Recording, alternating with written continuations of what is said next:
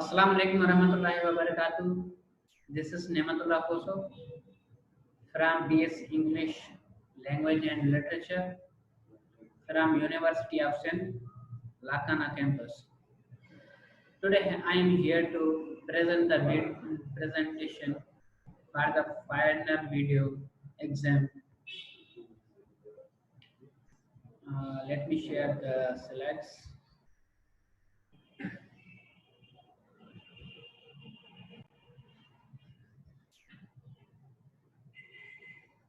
Once again, my name is Naimatullah Khoso, roll number 25th. Topics which I am going to elaborate are child labor, gender gap discrimination in education and the health, and the global warming and the climate change. We will discuss also scope, migration and the adoption. Fourth and the last, the important role of women in agriculture. Subject economic development. Concerned teacher Mem Indra Mughal. Class BS English 2019 Part 2. Department English Language and Literature. Topic first.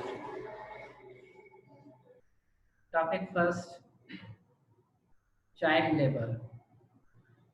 Child labor is a widespread phenomenon. The problem may be modeled using by multiple equilibria approach. Government intervention may be called for the move to the better equilibrium. Sometimes a shift can be self-enforcing, so active intervention is also needed at first. The assertion of the child labor multiple equilibria model. There are two. Luxury assume a household with sufficiently high income would not send its children to work. Means which are wealthy will not send would not send one's children to work. Substitution assume adult and child labor as substitutes, perfect substitutes in this model, in which the quantity of output by a child is given fraction of that of an adult. QC is equal to YQA, 0 is greater than Y, and 0 is less than Y, and 1 is less than 1 is greater than Y. That is the equilibrium of the child model. Child labor as a bad equilibrium. See, Journal of Economic Literature by Kaushik Basu, copyright from the 1919 by the American Economic Association, reproduced with permission of America Economic Association by copyright clearance center. That from W1 to WH, WL, W1 to W2, WH to WL. For example, if there is an adult working in industry in a firm, if he gets low paid, that he definitely will leave the job. Instead of there, poor children will also come to work there for the low paid salary income, because there is enough money for the at the same as the same salary of the lower in salary of in compared to adult, they replace the children. Let's see if the adults adults get fired, then the children are here. Let's see the graph. If the adult from here to here they work, if they are low paid they leave their work, then the children come to industries and part to work. And there are some approaches to child labor policies which are get more children in school as in minimum development goals. For example, in new village schools, in enrollment of incentives for parents such as improves opportunity days. Means there is policy that we should send our children to school. Consider child labor an expression of poverty. So emphasize ending poverty generally. A traditional World Bank approach now modified. Means we should consider the child labor for the expression of the poverty, not the patient itself. And if a child labor is inventable in the short run, regulate it to prevent abuse and provide support service for working children. Means if there are needy people who haven't enough money, they send their children to work, and the people should help them for the sufficient, giving sufficient money and help them. And the fourth one is ban child labor or if impossible. Ban child labor at its most abusive forms. That is LSO, ILO strategy, worst form of child labor convention. Means we should ban, government should ban the child labor from factories and working areas and firms. The last one, the sixth one is activist approach. Trade sections concerns could backfire when children shift to informal sector. If there are working children in informal sectors, factories, and etc., the social activists, the activist approach that can they uh, bring back the children from the working and they put children into students as a students in school. Topic second, gender gap, description, discrimination in education and health. Now see, young females receive less education than the young males in early, low and lower middle income developing countries. Means if there is developing country under development country, there is different ratio of in education of male and females. Males get more education than the females. Let's see the figure youth literary rate 2008. The blue one is female and the light blue color for the male. And let's see, as you can see in East Asia and the Pacific, there is men educated ratio is more than the female, but somehow around they are equal. In Europe and Central Asia, there is similar difference in female and male educated persons, but almost they are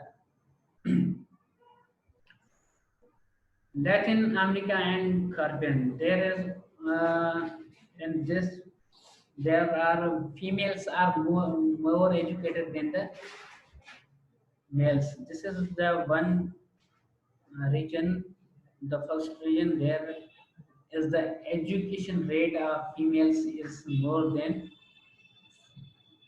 female is more than male. And in the Middle East and the North Africa, there is a lot difference in male and female education.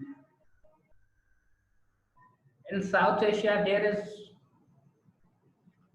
a lot difference of there is about 75% female educated and 90% well educated. In sub-Saharan African, there is also a big difference between the male and female educated persons.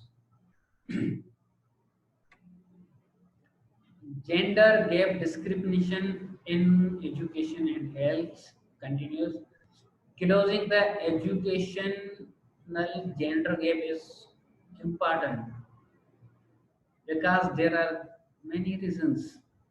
The social rate of Britain and women's educational is higher than that of men in developing countries. The education is for women is increases productivity, lowers fertility. Educated mothers have a multiple impact on the future of generation. Uh, Always the elders say that if there is a one woman in a family is educated, the whole family is educated. Then we must give education to our the females.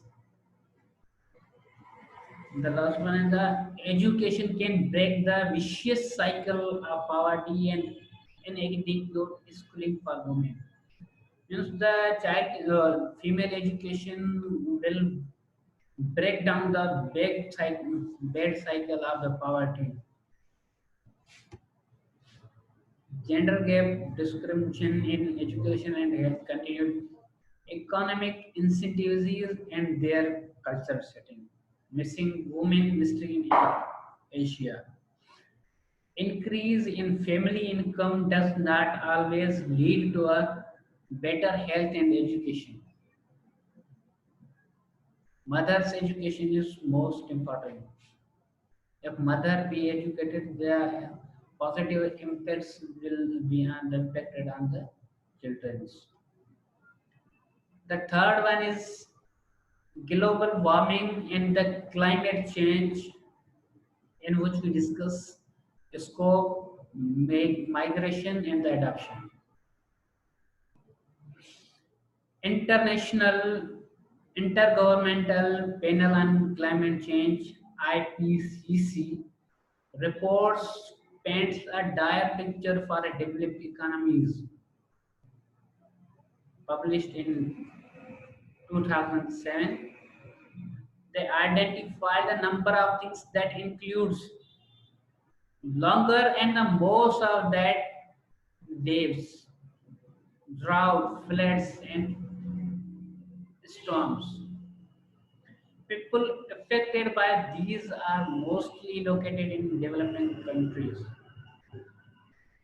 This type of climate changes are more in the developing country means under development countries. The IPCC distributed world into four zones: Sub-Sahara Africa, Asian Megadelts, small islands, and Arctic. Scope. Intergovernmental Panel on Climate Change (IPCC) reports paint dire picture for developing countries. They the study projected that from 75 to 250 million people in Africa will be exposed to increased fluctuations in climate change, mainly because of water stress due to climate change. By 2020, impact of global warming likely hardest on poorest. There are number of situations happening around the globe includes massive floods, storms, etc. These fluctuations are happening because of global warming and the climate change. Mitigation policies designed and implemented by both government and the private sector. Caps on greenhouse gases houses taxes and carbon emissions means taxes should be increased on the carbon emissions. If there be the increase in taxes of carbon emissions, the factories and the firms will less carbon emission. Subsides to encourage development technologies that involve less emission of carbon and greenhouse gases. Adoption. Types of adoption. Planned or policies of adoption. Mainly undertaken by governments. There are hands of governments. Autonomous adoption. Siri, Ericsson, Karin, Oberyn, and Lane Rosentrenter researched in to 2008, and they observed a number of indigenous adaptation strategies to change climate impacts in Eastern and Southern Asia, Africa. Indigenous adoption in different parts of Eastern and the Southern Africa according to climate change are far livelihood that implement principle of diversification. See, fishers in Uganda, frequent droughts in Namibia and the Botswana, ecological diversification.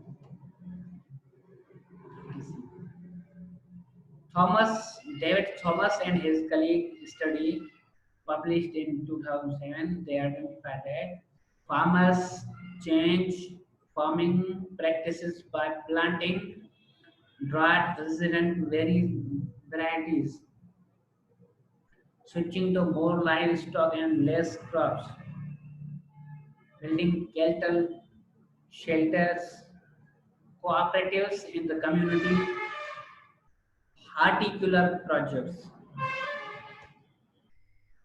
The fourth one and the least, the last, the importance of the role of women in agriculture. Men who remain home generally perform the initial task only of cutting trees and bushes on a potential cultivatable plot of land. Women are typically responsible for burning field trees, sowing and planting the plot, weeding, harvesting. Means the men's do the initial tasks only of cutting trees and bushes. The women do the a lot work in comparison of the men. See, women do much of labor of cash crop production. Cash cash crops produced entirely for the market. The women work longer hours than men, and men provide 60, women provide 60 to 80 of agriculture in labor in Africa and Asia, about 14 Latin America. Means there is vital role of women in agriculture that 60 to 80 agriculture in Africa, women does. Government assistance programs tend to reach men, not women. Means if the women work in plots, fields, the government should teach the programs which are held by the government should teach the women, not the men, because government is teaching the others who are not working, not teaching the right one woman that which is she is working in. Thank you. That was my presentation for the final exam. This is the Naimatullah Khoso. Thank you.